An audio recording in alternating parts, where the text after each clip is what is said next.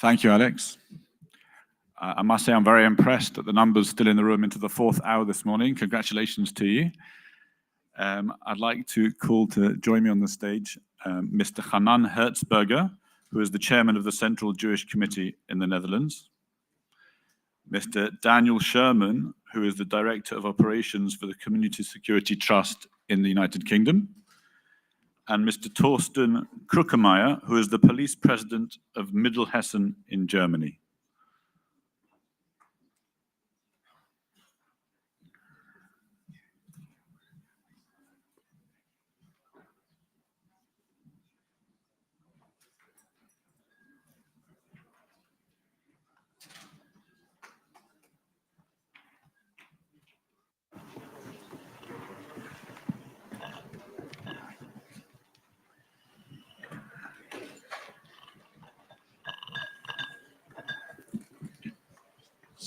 Thank you very much for joining us this morning. So for those of us who are not aware, I'm just going to ask you to spend a couple of minutes explaining who you are and the organization that you're part of, or the organization, in fact, the police force that you represent, the geographical area, etc. Mr. Krückheim, if we could start with you. Yes, thank you. First of all, it's a great pleasure for me to be here, and I'm very thankful for that. I'm a police president for a small part of Hesha. It's about 1.1 million citizens. We have around about 2,200 police officers, and in my responsibilities there are 3 Jewish communities. And my job is to... Which ones? Which Jewish communities? It's Gießen, Bad Nauheim, Friedberg, and Marburg. Yeah.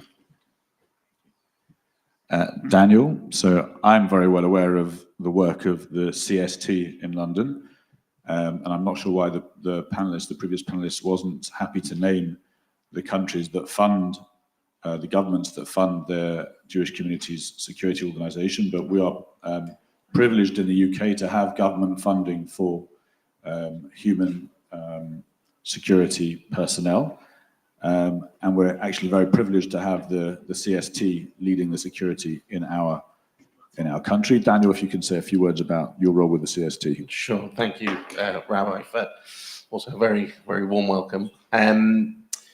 So CST, or Community Security Trust, is the UK's security group. Our origins go back to the 1930s, 1940s. We have in the UK a community size of approximately 300,000 Jews, and that equates to about 1,000 community buildings and about 1,500 community events every year. And CST will be involved in some way, shape or form, protecting all of those. Like all of the other groups, it's predominantly volunteers, although we're very fortunate that we do have a cadre of full and part-time staff. We have about, now it's about 120 staff across the country, and we have about 2,500 volunteers doing the security work as well. Great, thank you. Hanan, if you're able to give us a quick overview of what the Central Jewish Committee is and your role and how it interacts with the security organization in the Netherlands.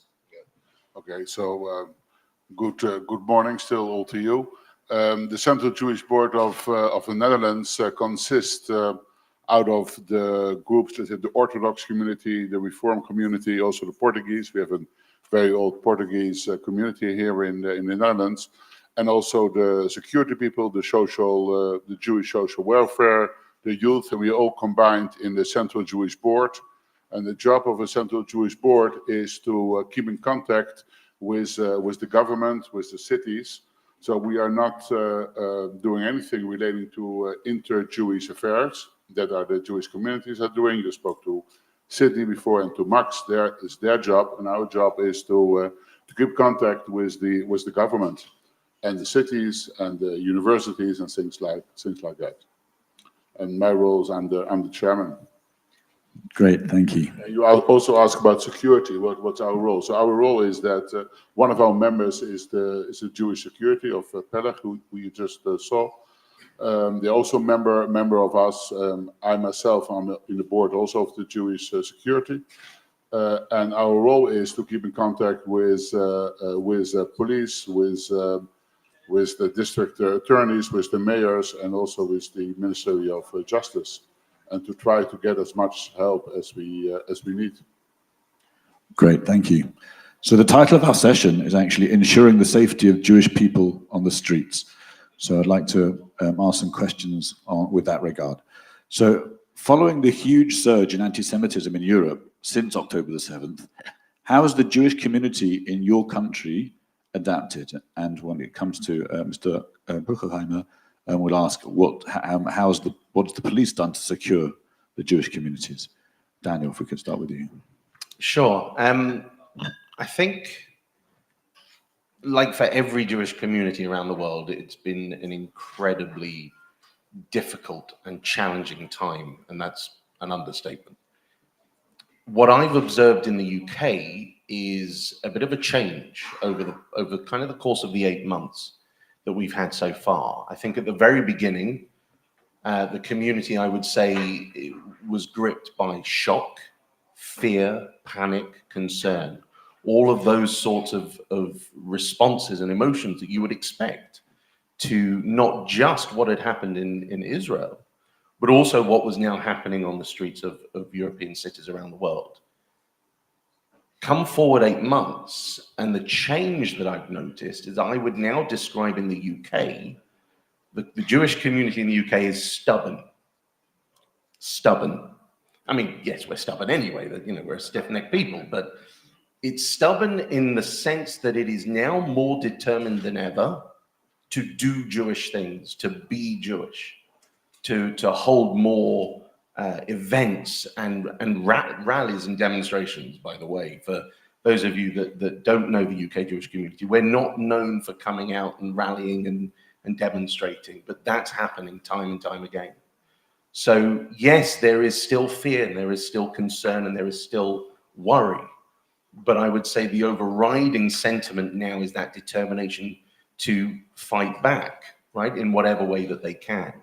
And I think a huge part of that is down to the institutions. It's down to the work of CST. It's down to the work of the community leadership, the bodies within the UK Jewish community that have been set up for a long time to deal with this sort of scenario. When it happens, what can we do to ensure that actually our community doesn't hide away, that it feels the strength and it feels that it's able to go out and live Jewish lives in whatever way that is. And that I would say that stubbornness is currently the most recognizable characteristic trait. I think you're right. I hadn't thought about it before, but I think you're right. Your observations are spot on. Is something similar happening in the Netherlands? Yeah, of course, everybody was very surprised, frightened, concerned after October 7th. People were very worried. I remember in one of the cities, people were taking pictures, and everybody was very worried. And these things happened, and these things still happen. But I don't know if we are stubborn. I do see in Netherlands that a lot of people like to be together. A lot of people like together with other Jewish people, because they feel strength, especially when you're not living in the ghetto in Amsterdam. Then you need to be with other Jewish people. That we do see. However, we also see that a lot of people are very frightened. They're very frightened. What does my neighbor think? What will they do? And especially what you see in universities and by demonstrations and on streets, people have reason to be frightened. And it's our job as community leaders to say, people, please do not be frightened. Put up your mezuzah, don't take it off. I mean, I live in a street where there are a lot of Jewish families, and some Jewish family took off their mezuzah, who are religious people, because they are afraid. So we have to stand up. We have to tell everybody, don't be afraid, be Jewish, and stand up, which is not always easy, because if people are afraid, but we have to encourage them, and we have to encourage that we are that we are organizing things so people can come together and share their emotions, which is a big constraint on the security. But Danny also said, you need a lot of people to protect that. But that's what we do see here in the Netherlands. Thank you. And Mr. Krukemeyer, so how has the German police reacted to secure Jewish communities since the 7th of October? So I think we were aware before of the 7th of October, but nevertheless we have intensified our efforts to protect the Jewish communities, and the German state and the Hessian state do funding for the communities because it's not possible to be at any time everywhere. It doesn't work, and it's not the thing or the way I want to live in a democracy. We are not a police state as we were formerly. So what do? We try to stay in a very deep contact to the communities, and I think that's very important to get a lot of information. We need every information to protect, because sometimes I think it's like a puzzle or mosaic. Some piece alone is no picture. But if you have much pieces, you get a picture of something, and you can react and you can protect. So we do work very deep together with the agencies and share very deep informations. But nevertheless, it's very difficult, because I think it's a thing. It's the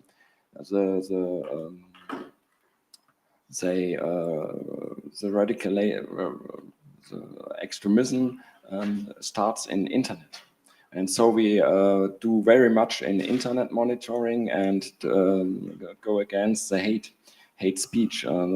As an example, for me, I'm very sad today because at the weekend, a police officer in Germany was killed in action by a Muslim. And yesterday, the police officer died, and I need an officer to react on the hate speech against the police. And so we have the problem. We have to be present in internet to protect us for extremism. And sometimes the problem is you never know people who stands up and does such thing. So we need information, and we need a deep contact, a very deep contact with the communities to protect you. So we need our trust each other. That's very important, that we trust each other and that we share information. So nowadays, as we all know, everybody with a mobile phone is an amateur cameraman and an amateur journalist, and the photos and the videos can be spread like wildfire. And the police in particular are under enormous scrutiny like never before. So I want to ask specifically about the police, actually. So firstly, for the two Jewish representatives, in your country, what has the police's approach been in policing the pro-Palestinian marches?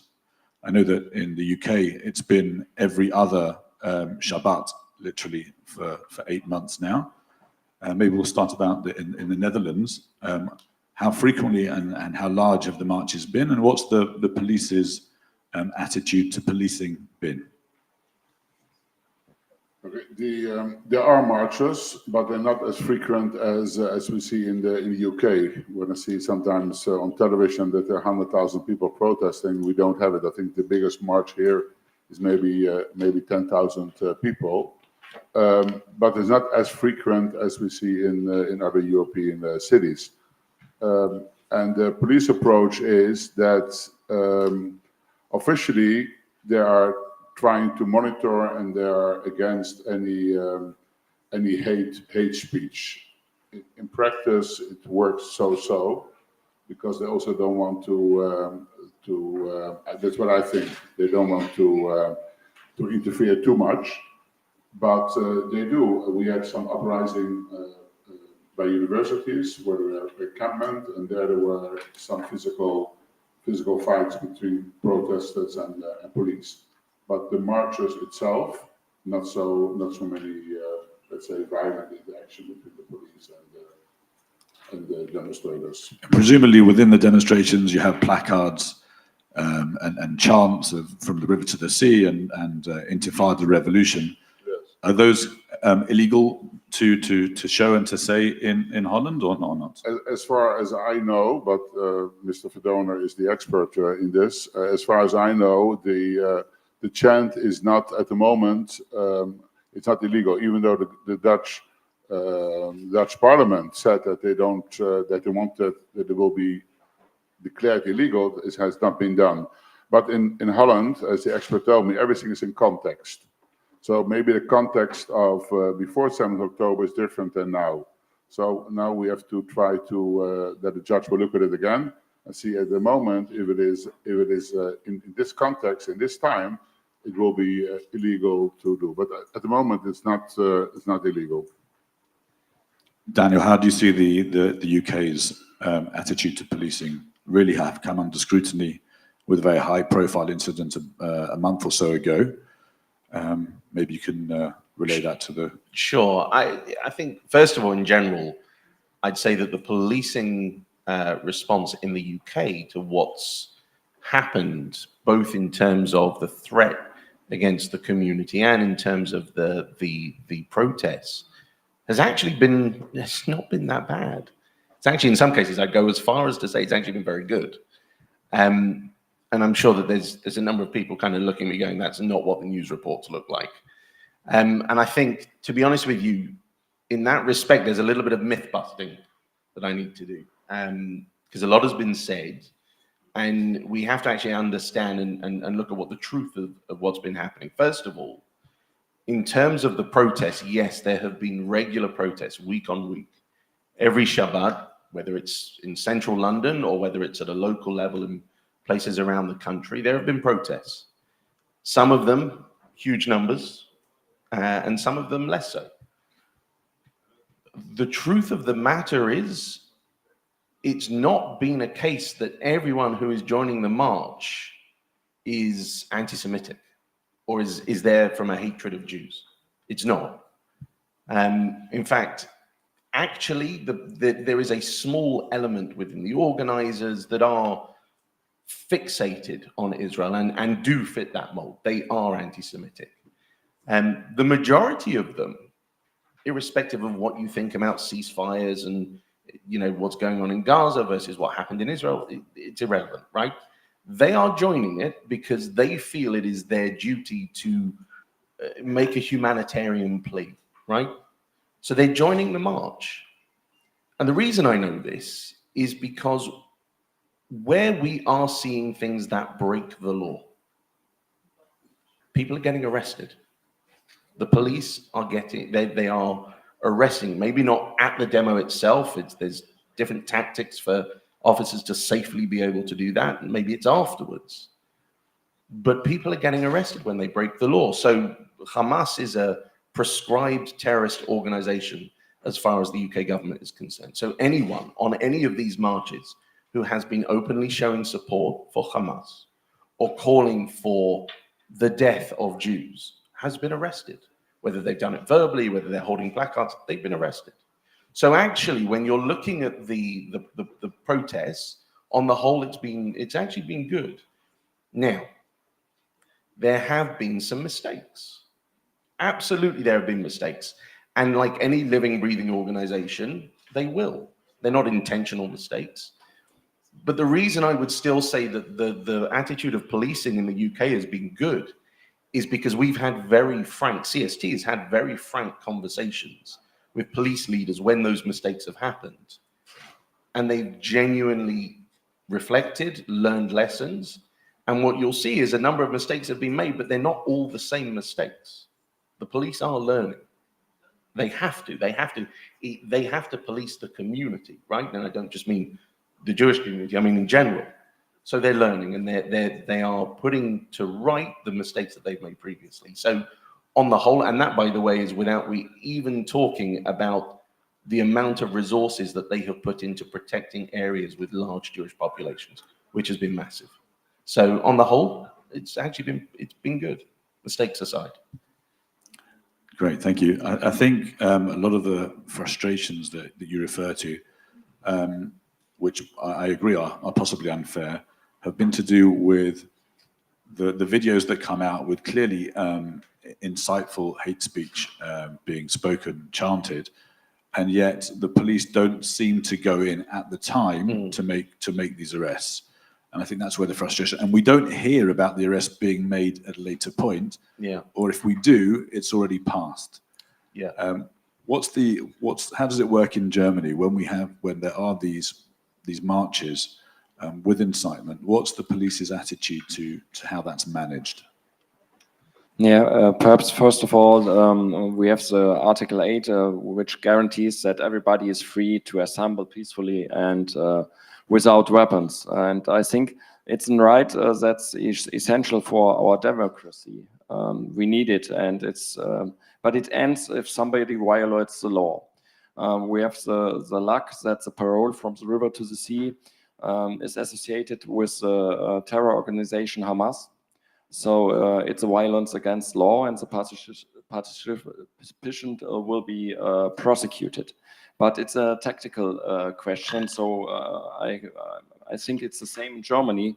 We arrest them after the march or after the assembly, because otherwise it would be a very big problem and a security issue for the police officers, especially. Meaning the police are more concerned about creating a riot on the spot if they go in heavily, yes, than dealing with the incident at the time. Yeah, you can compare it a little bit from the tactic side with the football stadium. In a football stadium, we never go into the blocks of the fans because it's too dangerous for the police office.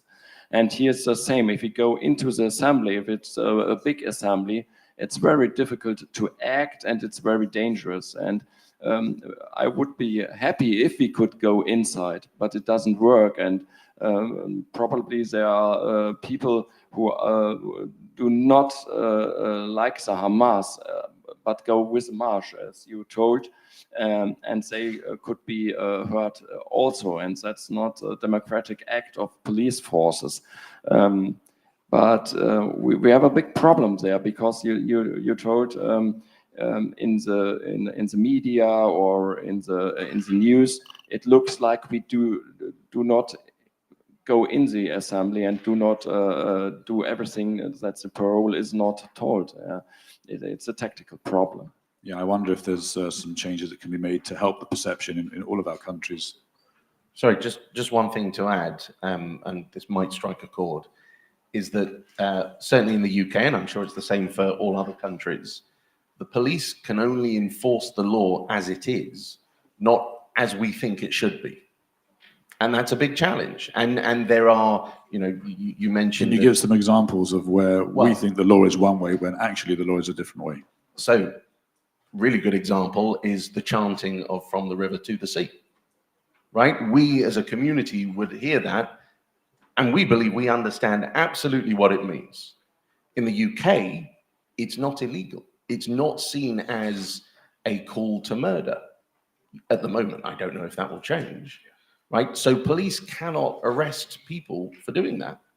That's what we would want. And it's another challenge for policing, that it's, they are bound by the law.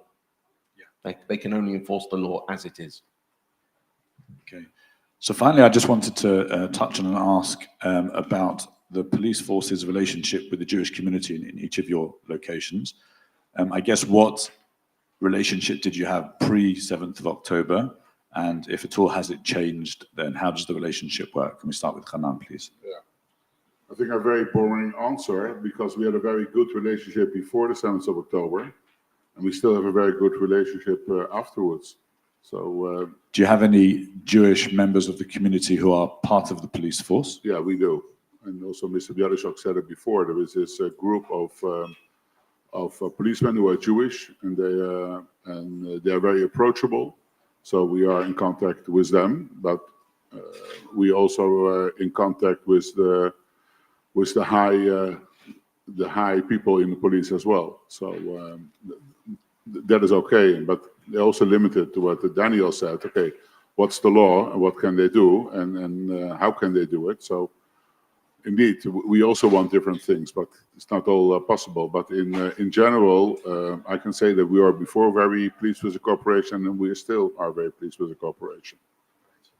Torsten, if I can come to you with the same question, please.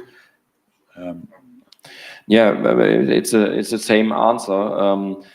We are very happy that we have retired police officers in the security organizations of the communities. That's very helpful to have the same words and the same tactics. So it's very helpful, and it's a very close and very trusting work. In either of your countries, before I come on to Daniel, has there been any public criticism of the police from the Jewish community that has impacted the relationship? Not that I'm aware of. I mean, there is a lot of criticism for the situation in the universities. That's a very big topic here, and I think also in other European countries. But towards the police, no. I think sometimes there are some problems because the officers are not do their job not as they should do, and it's also important that we talk about it so we can look forward and be better to secure. The only thing what I do want to add is that when there is an anti-Semitic incident, everybody says, okay, you have to go to the police and you have to report it. But that reporting is taking, it's not always very easy. You have to make an appointment and you have to go there, and they're not so very open to take the complaint. And then when there is a complaint, you really have to mention very clearly that it's an anti-Semitic incident, because that's a different part of the penal code. But that's sometimes not working very well. But in general, if there are complaints against the police, I can say no. Right. Daniel, I guess a more pointed question on this is, there was a very public incident about a month ago involving the Jewish community and the police took a lot of flack, including from some quite vociferous, pointed criticisms of the head of the police, asking him to resign. I know that before that, the CST had a wonderful relationship with the police. Has that suffered at all? No, not at all. And I think the reason for that is we're very lucky. We have something with both policing in the UK and also the government in the UK. It's something called a trusted partner status. And that means a number of different things. But in short, our relationship with both policing and government goes back decades.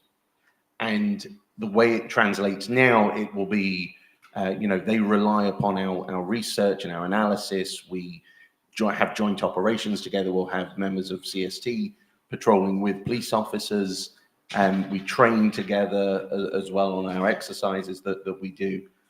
At every level that you can think, there is partnership, and that's really the key.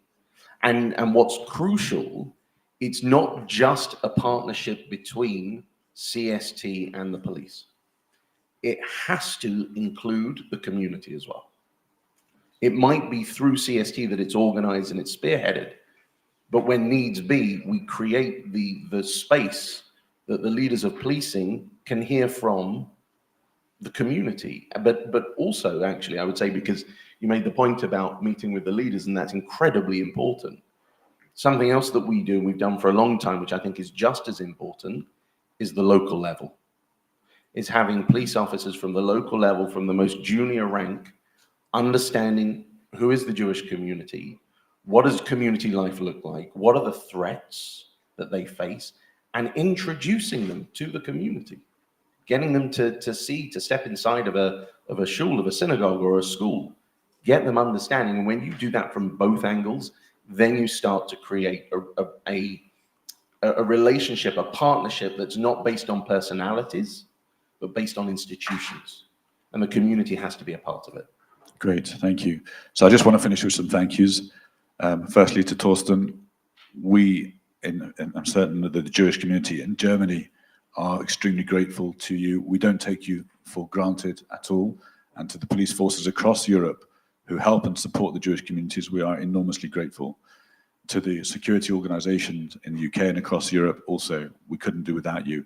And to the leaders of the umbrella bodies also. I just want to finish with one point.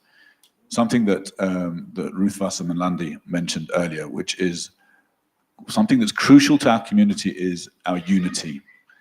And the part that the security organizations play within the Jewish community network is crucial, because we don't always work together and talk to each other. But one organization that has to work with everyone is the security organization. And they can really, apart from fulfill their phenomenal role within security, they can also be a great bridge between organizations and communities. So thank you.